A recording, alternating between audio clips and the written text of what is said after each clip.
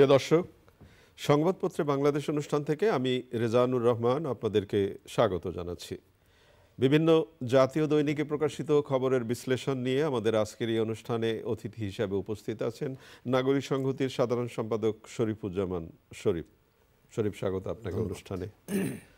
পত্রপত্রিকায় প্রকাশিত কয়েকটা গুরুত্বপূর্ণ শিরোনাম আপনাকে একটু পড়ে শোনাই আমি, তারপর আমরা আলোচনায় যেতে চাই। প্রথম আলো, প্রধানমন্ত্রীর একছত্র ক্ষমতা কিছুটা কমবে, সংস্কার প্রস্তাব, ভিন্নমত থাকা প্রস্তাব বাস্তবযোগ্য নয়, ছিনতাই মামলার 1108 আসামি জামিনে মুক্ত। দৈনিক সমকাল, ভোটে 3 ক্যাম্পাস সরগরম, নরবরে ছাত্রদল নীরব, এলডিসি থেকে উত্তরণ পিছানোর চিন্তা। দৈনিক যুগান্তর, ইসির সামনে যত চ্যালেঞ্জ, চাঞ্চল্যকর অডিও ফাঁস, আদালত আন্দোলন দমাতে হাসিনাকে ইনুর ফোন।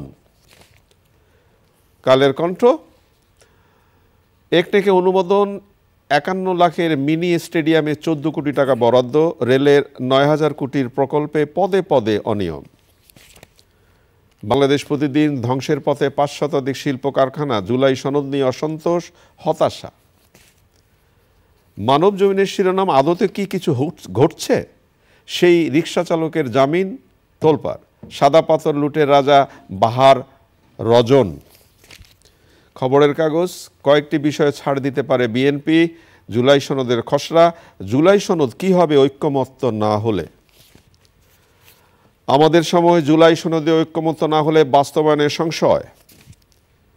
ইনকিলাব, দূতাবাসে প্রেসিডেন্টের ছবি নেই, সাংবিধানিক শূন্যতা সৃষ্টির পায়তারা। দৈনিক সময়ের আলো, তবু মব মহামারী, রাষ্ট্রপতি শাহাবুদ্দিন ফের আলোচনায়। দৈনিক করতোয়া, একনেকে 6506 কোটি টাকার 10 প্রকল্প অনুমোদন। আলোকিত বাংলাদেশ, সব কূটনৈতিক মিশন থেকে রাষ্ট্রপতির ছবি সরানোর নির্দেশ। দেশ যেন মৌলবাদের অভয়ারণ্য না হয়, প্রত্যাশা তারেক রহমানের। দৈনিক জনকণ্ঠ, 40,000 কোটি টাকার সম্পদের সন্তান, দেশ থেকে পাচার হওয়া অর্থে গড়ে তোলা হয় এসব সম্পদ। জাতীয় নির্বাচন নিয়ে আশঙ্কা কাটছেই না। শেষ শিরোনামটা দিয়ে যদি আলোচনাটা শুরু করি, জাতীয় নির্বাচনের ঘোষণা এলো এবং সরকার ব্যর্থহীনভাবেই বলছে নির্ধারিত তারিখে নির্বাচন হবে, কিন্তু প্রশ্নটা এখন যেটা দেখা দিয়েছে জুলাই সনদ। কিছু বিষয়ে অসামঞ্জস্যতা আছে, বিএনপি বলছে, আইনি ভিত্তিতে রূপ দিতে হবে জামায়াত বলতেছে, আর অপূর্ণাঙ্গ দিক নির্দেশনা নেই, এটা এনসিপির বক্তব্য। কিন্তু তারা যেটা বলছেন যে জুলাই সনদেই নির্বাচন চায় বিএনপি এবং জামায়াত, ভিন্ন মতে অবস্থানে বিএনপি না, এনসিপি এবং জামাত চাচ্ছে জুলাই সনদেই নির্বাচন হতে হবে, কিন্তু ভিন্ন অবস্থানে বিএনপি। তাহলে পরিস্থিতিটা কি দাঁড়াচ্ছে, আপনার কি মনে হয়? আপনাকে ধন্যবাদ, দর্শক শ্রোতাদেরকে ধন্যবাদ। আমরা একটা সংকটের মুখে দাঁড়িয়ে আছি। আচ্ছা, নির্বাচন নিয়ে সংকট, নির্বাচন নিয়ে ধোঁয়াশা, এবং কোনো কোনো মহল থেকে নির্বাচনকে প্রলম্বিত করার চেষ্টা। এবং যেটা দেখা যাচ্ছে, যে রাজনৈতিক দলগুলো পাবলিকের সামনে এসে বলছে যে নির্বাচনের মধ্য দিয়ে আমরা ক্ষমতায় যাচ্ছি বা ক্ষমতায় যাব, তারা কিন্তু নির্বাচিত সংসদের থেকে নির্বাচনের আগে তাদের কতগুলো এজেন্ডা এটি বাস্তবায়ন করে ফেলতে চাইছে। জুলাই সনদের দিকে সরকার যে পদক্ষেপগুলো নিচ্ছে, যেদিকে এগোচ্ছে, আমার কাছে মনে হয় যে এখানে রাজনৈতিক বিভাজনটা আরও প্রলম্বিত হবে, বাড়বে। এই কারণে বাড়বে যে কতগুলো বিশেষ উদ্দেশ্য এর মধ্যে আছে। জুলাই আমাদের রাজনীতির জন্য একটা যুগান্তকারী ঘটনা, জুলাই আমাদের রাজনীতির জন্য একটা অনুসরণীয় ঘটনা। একই সঙ্গে আপনি বিভিন্ন সময় জুলাইকে খুব পরিকল্পিতভাবে মুক্তিযুদ্ধের প্যারালাল হিসাবে দাঁড় করানোর একটা অদম্য চেষ্টা আপনার মধ্যে আছে, আমি দেখতে পাচ্ছি। আপনি যখন সংবিধানের উপরে এই পার্টকে নিয়ে আসতে চান, যে সংবিধানটা মুক্তিযুদ্ধের মধ্য দিয়ে অর্জিত, সেটাই তো বলা হচ্ছে যে নতুন বাংলাদেশে নতুন সংবিধানের বিকল্প নেই। এখন এই যে স্পিরিটটার সঙ্গে সবাই তো একমত না, এক একজন এক এক দৃষ্টিভঙ্গিতে দেখে, এবং যখনই এই বিষয়গুলো নিয়ে সমালোচনা হচ্ছে, যেই সমালোচনা করছে আপনি তাকে আক্রমণ করছেন, আপনি তাকে ফ্যাসিবাদের দোসর বানাচ্ছেন, আপনি তাকে ট্যাগ দিচ্ছেন। তিনি নারী হোক, তিনি পুরুষ হোক, তিনি গত গণ অভ্যুত্থানে তার যত বড় স্টেক হোল্ডার হোক না কেন। এবং আমি দেখতে পাচ্ছি কয়েকটা রাজনৈতিক দল, তাদের মধ্যে একটা চমৎকার ইউনিটি আছে, মানে ভিন্ন ভিন্ন নাম, একই কাম, নামের ভিন্নতা আছে, কিন্তু বক্তব্যের জায়গায় দাড়ি কমা সেমিক্লোনের কোনো পার্থক্য নাই। কেউ কেউ বলে A team, B team, C team, অনেকগুলো জায়গায়। তো আপনি জুলাই যে স্পিরিট, জুলাইয়ের যে আত্মত্যাগ, এটিকে আপনি কোনোভাবেই বেহাত হতে দেবেন না। কিন্তু বেহাত হতে না দেওয়ার জন্য আপনি যে পদক্ষেপগুলো নিচ্ছেন, আপনি নতুন নতুন করে মানে প্রশ্ন তৈরি করছেন। বাংলাদেশের রাজনীতিতে জুলাই ঘটেছে, বাংলাদেশের মানুষের জন্য জুলাই এসেছে, বাংলাদেশের মানুষ জুলাই এনেছে, কিন্তু সেই জুলাইয়ের ঘোষণা আপনি তৈরি করছেন যে টিম, সেই টিম হঠাৎ করে বাংলাদেশে পৃথিবীর অনেকগুলো দূতাবাস থাকার পরেও আপনি কারো কাছে না গিয়ে আপনি সরাসরি আমেরিকান অ্যাম্বাসেডরের সাথে যখন গিয়ে বৈঠক করেন, তখন আমি যদি কোনো সন্দেহ করি, এর ভেতরে কোনো কারণ বা কিন্তু খুঁজি, আপনি কি আমাকে ফাঁসি দেবেন?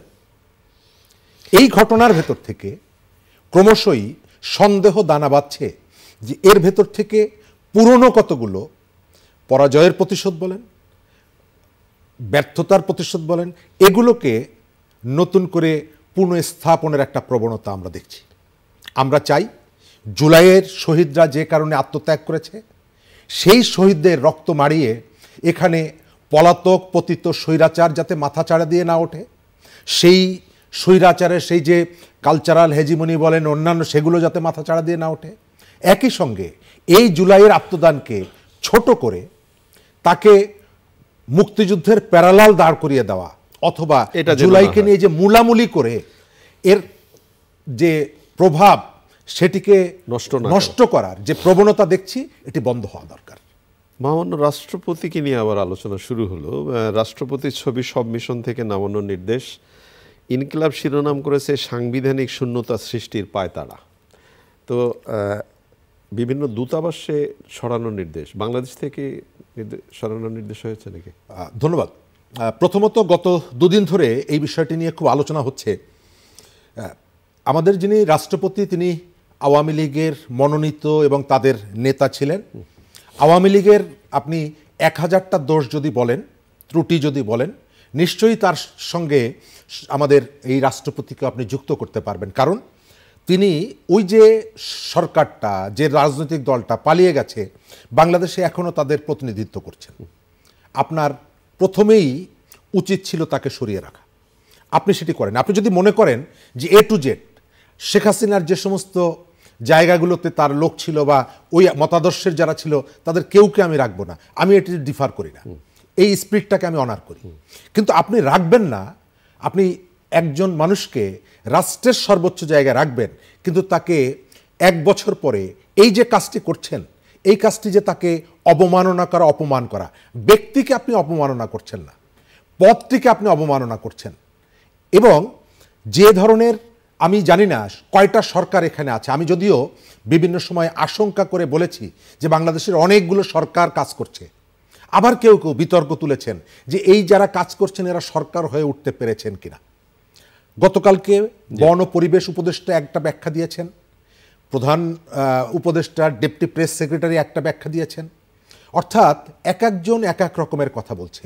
অর্থাৎ এর ভেতর থেকে তাদের সমন্বয়হীনতা যেমন বোঝা যাচ্ছে, তাদের মধ্যে বিভিন্ন ধরনের প্রবণতা যেমন দেখা যাচ্ছে, একই সঙ্গে এই ধরনের গুরুত্বপূর্ণ জায়গাগুলোতে রাষ্ট্রের যে সীমাহীন অবজ্ঞা, এই বিষয়টাও স্পষ্ট হচ্ছে। আমি আবার বলি, শাহাবুদ্দিন বাংলাদেশের পতিত শেখ হাসিনা সরকারের প্রতিনিধিত্ব করছে, আপনি তাকে সরিয়ে দিতে পারেন কেন? তিনি যে দল থেকে মনোনীত হয়ে এসেছেন, সে বাংলাদেশের দুর্নীতি করেছে, টাকা লুট করেছে, ভোট ডাকাতি করেছে, মানুষ হত্যা করেছে, কিন্তু তাকে আপনি দায়িত্ব থেকে না সরিয়ে আপনি যার ছবিটা নামাচ্ছেন, বাংলাদেশের প্রেসিডেন্টের ছবি নামাচ্ছেন। সুতরাং এই পদটিকে আপনি যেভাবে অবজ্ঞা করছেন, এর ভেতর আপনি যেটা বলছেন ব্যক্তি নয়, আমি রাইট, ওই জায়গাটায় পদ, সর্বোচ্চ পদ। আপনি একজন দোকানদারকেও আপনাকে রেসপেক্ট করতে হবে। এই সমাজটা একা একা তো গড়ে ওঠে না। আপনি যে রাজনীতিতে যে ইতিবাচক দিক ফিরিয়ে আনার কথা বলছেন, তার সঙ্গে এটি যায় না। এবং এর ভেতর থেকে আপনার মধ্যে সীমাহীন প্রতিহিংসার যে আগুন জ্বলছে, এটিও প্রকাশিত হচ্ছে। একজন রিক্সা চালক হঠাৎ করে আবার আলোচনায় এলেন এবং আদালত তার জামিনও দিল এবং আদালত আবার জানতে চেয়েছে যে না, বিশেষ করে থানা কর্তৃপক্ষের কাছে জানতে চেয়েছে কেন তাকে গ্রেপ্তার করা হয়েছিল। আমাদের এখানে প্রচুর নাটক হয়। এটা কি নাটক? এটা নাটক আমি এই কারণে বলছি, দেশের সরকার সে একটা ওসির কাছে কি জানতে চাইছে সেটি আবার প্রেস নোট দিয়ে বলছে, অথচ সরকার কিন্তু তার প্রয়োজনে এসপির সাথে সচিবের সাথে আমি আদালত বলছিলাম সরকার জানতে চাইছে, সরকার জানতে চাইছে এবং পাবলিককে জানাচ্ছে আমি এটি জানতে চেয়েছি। কেন জানেন? এটি হচ্ছে যে কাজটি করেছে এই কাজটি খুবই অন্যায় কাজ। একজন রিক্সাওয়ালা, একজন গরিব মানুষ, অথচ এই গণ অভ্যুত্থানে অসংখ্য রিক্সাওয়ালা আপনি যদি দেখেন, ছবি তো আমরা দেখি না, সেই সেলুট দেওয়া কারফিউ ভেঙেছে রিক্সাওয়ালারা। একজন রিক্সাওয়ালা বঙ্গবন্ধু শেখ মুজিবের বাড়িতে ফুল দিতে গেছে। প্রথমত শেখ মুজিবের বাড়িতে ফুল দেওয়াটা সরকার এখনো নিষিদ্ধ ঘোষণা করেনি। আপনি অনেক জায়গায় প্রশ্নটা সেখানে যে কেউ যেতে পারে। আপনার খেয়াল থাকার কথা, বঙ্গবন্ধুর মাজারে তারেক রহমান কিন্তু গিয়েছিলেন, কয়েক বছর আগে বিএনপির নেতাদের নিয়ে গিয়েছিলেন। তো কেউ ফুল দিতে যেতেই পারে, কিন্তু আপনি যখন যদি ঘোষণা করেন যেটি কারফিউ, এটি নিষিদ্ধ এলাকা, এখানে আপনি যেতে পারবেন না, আপনি যে যাবে তাকে গ্রেপ্তার করেন। এক। দ্বিতীয়ত হচ্ছে কোনো সামরিক এলাকায়ও নিরস্ত্র ব্যক্তি যদি নিষিদ্ধ এলাকায় প্রবেশ করে সঙ্গে সঙ্গে তাকে কিন্তু গুলি করা হয় না, তাকে সতর্ক করা হয়। এটি কিন্তু ওই ধরনের নিষিদ্ধ এলাকা নয়, সামরিক এলাকা না। আপনি একজন রিক্সাওয়ালাকে পেয়ে তাকে পিটিয়ে তাকে একটা হত্যা মামলার আসামি করে দিলেন এবং এটি নিয়ে মিথ্যাচার করলেন। আপনার যে ওই যে কেস যেটা করেছেন সেখানে স্পষ্ট বলা আছে, সিটি কলেজের কাছে গত জুলাই মাসে হত্যাকাণ্ডের শিকার একজন মানুষের হত্যা মামলার আসামি করলেন। আবার সরকার তাকে ওসিকে ডেকে জিজ্ঞেস করছে ব্যাখ্যা দাও।